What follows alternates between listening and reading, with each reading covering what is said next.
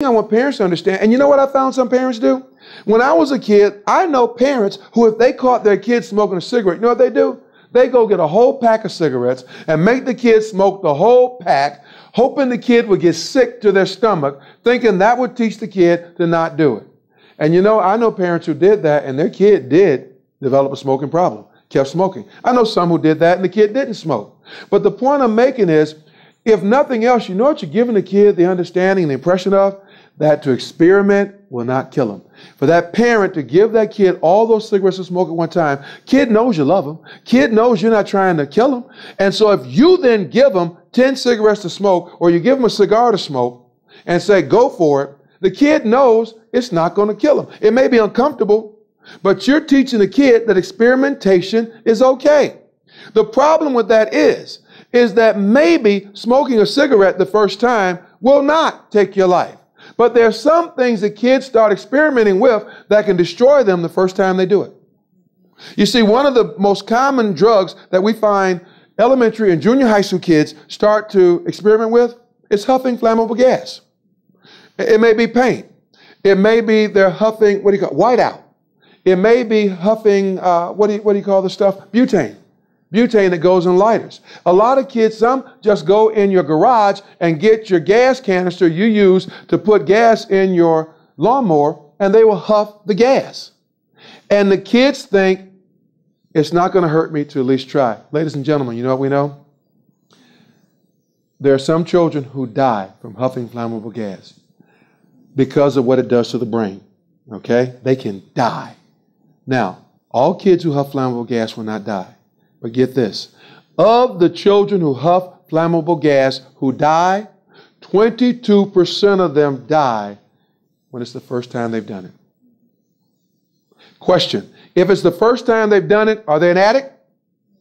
No. What stage are they? Experimental. And we've been leading them to believe that experimentation won't hurt you. Folks, in some things, experimentation can kill you. One of the things we find now, we've got an awful lot of kids now who are using pharmaceutical drugs.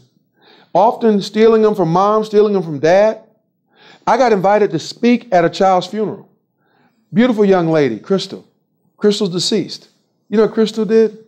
Crystal's father had terminal cancer. They gave the father, because he didn't want to die in the hospital, they let him come home. They gave him morphine patches to put on his body so that the morphine would ease his pain. After the father died, they were cleaning out the room. And in cleaning out the room, Crystal found some of her father's morphine patches. And some of her friends at school said, ooh, I understand that gives you a real buzz. And this little girl, 16 years old, took one of her father's morphine patches, put it on her thigh, and then went to school with that morphine patch on her thigh. She overdosed on that morphine, and she died. It was the very first time she'd ever done that. Okay? Was she addicted to morphine? No. Did it stop the morphine from killing her? No, it didn't. And so you got to understand, we got to start letting kids know experimentation is dangerous. And that comes from how we talk about it. All right. Next stage of usage after experimentation is occasional usage. Okay. Occasional. Now, what does occasional usage mean? I mean, look at the word. It means use it every now and then. Use it on certain occasions. You're not a junkie. Use it on certain occasions. In fact, some people will say they use it on special occasions. For example, I'm going to suggest that we have special occasion days that people use drugs, use alcohol, who don't normally do it. Who don't normally do it. For example, I guarantee you every law enforcement agency in America puts more cops on the streets on New Year's Eve than any other time. How come? Because there are people who go out and get drunk on New Year's Eve who don't normally do that. There are people who go and get blitzed and then drive around on New Year's Eve who do not normally do that. Would you agree? Okay? In fact, do you know what law enforcement will tell you? That on New Year's Eve, they're not looking for the regulars. They're looking for the folks who don't normally do that. It's a special occasion. Okay? Guess what? Kids have special occasion times that they go and use more often than not. And it's not just New Year's Eve. What do you think are some special occasion days for kids? Prom? Absolutely. What else? Graduation? Absolutely. Birthday? And certain birthdays more so than others. 16th birthday, 18th birthday, 21st birthday. Okay? What else? Spring break? Yeah. And what happens on spring break? We have good parents who mean no harm, who will take your money to send your kid out of the country to Mexico where they can buy alcohol legally, where they can get almost anything they want to smoke, and then on your dime, you send them down there and think nothing's going to happen. Come on, folks, get a clue here. Get a clue. What other special occasion times? Last day of school, absolutely. Senior cut day, okay, you remember those? All right. What about this? Homecoming. What about this? Playoff games. What about this? State tournament for any sport. Okay? It's a special occasion. Even for adults, we have special occasion days. What are special occasion days that adults have in our society that are days people drink more or use more drugs? What do you think? Friday. We're going to get to Friday next. See, she's showing her age. She is old enough, she remembers the 70s, and that song, Thank God It's Friday, okay? But yeah, that's what that song kind of talked about. What else? Super Bowl Sunday. Do you know that we sell more liquor on Super Bowl Sunday, I believe, than any other weekend during the year? But look at the commercials. What commercials do you see leading up to Super Bowl? Almost every one of them was a beer commercial, okay? What other special occasion days for adults? 4th of July, huge, huge. I'm sorry? Labor Day. 4th of July and Halloween. And you know what we get on 4th of July and Halloween? We get people who set fires. You know, Detroit has a problem. In the city of Detroit, every Halloween, there are groups of people who go get blitzed and start setting stuff on fire on Halloween. Detroit's had that problem for about 10, 12 years now. It's amazing. Okay? What other times for adults? St. Patty's Day? Absolutely.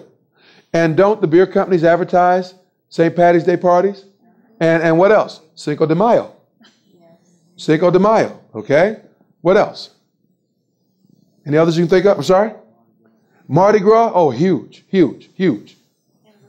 Anniversaries? Sometimes Christmas. You know what? Alcohol sales go up for Christmas. Now here's what I want you to get. Any of those days, those special occasion days, alcohol is a drug. Any of those special occasion days, when you see alcohol sales go up, I guarantee you, if you talk to folk who sell illegal drugs, sales of illegal drugs go up as well. Same percentage-wise, they go up as well. How come? They're all drugs. One person's drug of choice may be alcohol. Another person's drug of choice may be cocaine. Another person's drug of choice may be Oxycontin. Another person's drug of choice may be marijuana. You get my point? Okay? So any of those special occasions, and you know what people think? It's no big deal. In fact, you know what happened? Dad, if you catch your son or your daughter using drugs, you ever heard kids say stuff like this or heard about kids saying stuff like this? Why are you making a federal case? It's not like I do it all the time. I only do it every now and then. Anybody ever heard kids say stuff like that? Yeah. When someone says that, what they're saying to you is, I'm not a junkie. I only use it every now and then. I'm an occasional user. Some people call that casual usage, okay? And then they'll say, or we call it social using. And they think that means I don't have a problem because I don't do it all the time. And you know what, ladies and gentlemen? Let me ask you a question, and you tell me, because I'm convinced that occasional usage is dangerous. I'm convinced occasional usage is dangerous. Let's say that you all leave out of here today, and when you leave the studio, you get in your car and you start driving home. And what if on your way home, somebody who's high on methamphetamine or high on Oxycontin or drunk on whatever alcohol they like rams your car and leaves one of the people in your car paralyzed for life? Question. Do you have any clue whether